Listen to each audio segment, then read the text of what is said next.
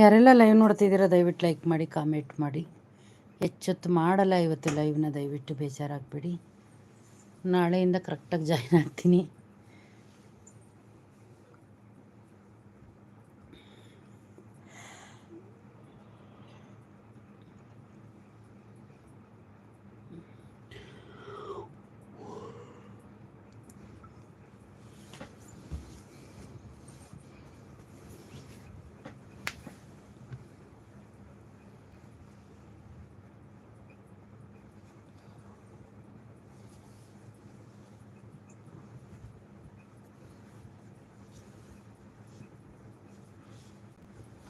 ಯಾರೂ ಇಲ್ವಾ? ಒಂದೇ ಒಂದು ನೋಟಿಫಿಕೇಶನ್ ತೋರಿಸ್ತಾ ಇದೆ.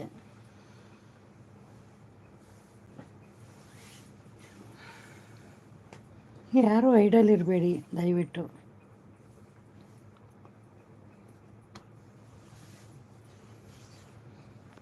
ಏನಪ್ಪ ಸಮಾಚಾರ ಚಿನ್ನು? 3 days ಹೇಗಿದ್ದೆ ನಾನು ಬಿಟ್ಬಿಟ್ಟು ನೀನು?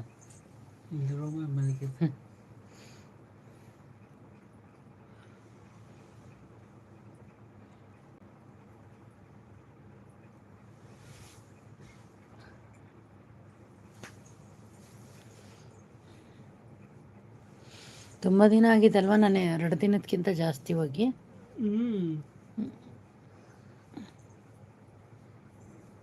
3 ದಿವಸ ಆಯಿತು. 3 days ಅಂದರೆ ನಾವು ನೈಟ್ ಜರ್ನಿ ಹೋಗ್ತಿದ್ವಲ್ಲ ಚಿನ್ನು, 1 ದಿನ ನನಗೆ ಸೇವ್ ಆಯ್ತಾಯಿತ್ತು. ಈ ಸರಿ ಡೇ ಜರ್ನಿ ಹೋದ್ನಲ್ಲ, 1 ದಿವಸ ವೇಸ್ಟ್ ಆಯಿತು. ಸೊ ಅದು ನಿನಗೆ ಕೌಂಟ್ ಆಯ್ತು ಅಷ್ಟೇ.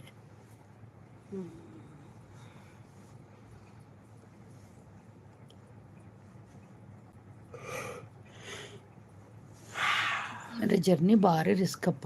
ಗಾಡ್ ಸೆಕ್ಷನ್ನು, ವಿಪರೀತ ಗಾಡ್ ಸೆಕ್ಷನ್. ಖಾಲಿ ಇದ್ರಂತೂ ಬಸ್ಸು ಈ ಕಡೆಯವ್ರು ಆ ಕಡೆ ಬೀಳ್ತಾರೆ, ಆ ಕಡೆಯವ್ರು ಈ ಕಡೆ ಬೀಳ್ತಾರೆ. ಕೈಯಲ್ಲಿರೋರ್ದೆಲ್ಲ ಮೊಬೈಲ್ ಬೀಳ್ತವೆ. ಎಷ್ಟೋ ಜನಕ್ಕೆ ಕಂಬಿ ಹೊಡೆಯುತ್ತೆ ಪಾಪ. ವಯಸ್ಸಾದವರೆಲ್ಲ ಭಯ ಆಗುತ್ತೆ. ಬಟ್ ಅವ್ರು ಅಷ್ಟು ರ್ಯಾಸಾಗಿ ಓಡಿಸಿಲ್ಲ ಅಂದರೆ ಅದು ಅಪ್ಪನ ಹತ್ತಿಸೋಕ್ಕಾಗಲ್ಲ ಅವ್ರಿಗೆ.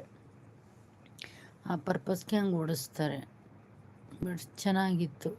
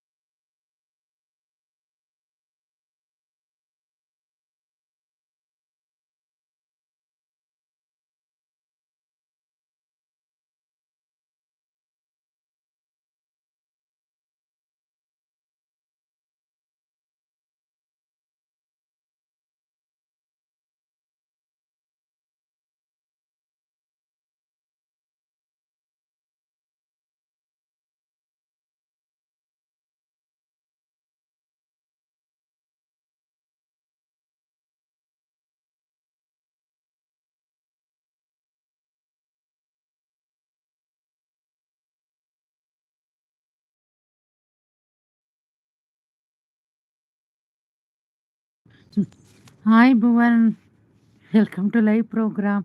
ಅಕ್ಷತಾ ಹೇಳಿಲ್ಲ ಅಂದರೆ ನಂಗೆ ಗೊತ್ತಾಗ್ತಾ ಇರಲಿಲ್ಲ. ಹಾಯ್ ಅಕ್ಷತಾ ಪುಟ್ಟಿ, ಥ್ಯಾಂಕ್ ಯು ಹೇಳಿದ್ಕೆ. Welcome to live programme. Sorry, ಯಾಕೆ ಸ್ಟಕ್ ಆಗಿತ್ತು ಅನ್ನೋದೇ ನಂಗೆ ಗೊತ್ತಿಲ್ಲಪ್ಪ.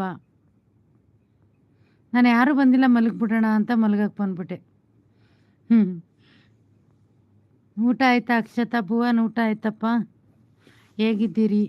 3 ಡೇಸಿಂದ ನಿಮ್ಗೆ ಯಾರ ಕಡೆ ಗಮನ ಕೊಡೋಕ್ಕಾಗಿಲ್ಲ, ಸರಿಯಾಗಿ ಮೆಸೇಜ್ಗಳು ಓದೋಕ್ಕಾಗಿಲ್ಲ. Really sorry.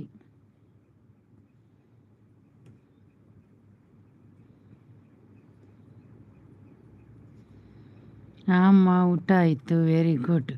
ಹಸಿರು ಗಾಜಿನ ಬಡಗಡೆ ಆಡಿಯಮ್ಮ ಗ್ರೀನ್ ಆಗಿದೆ.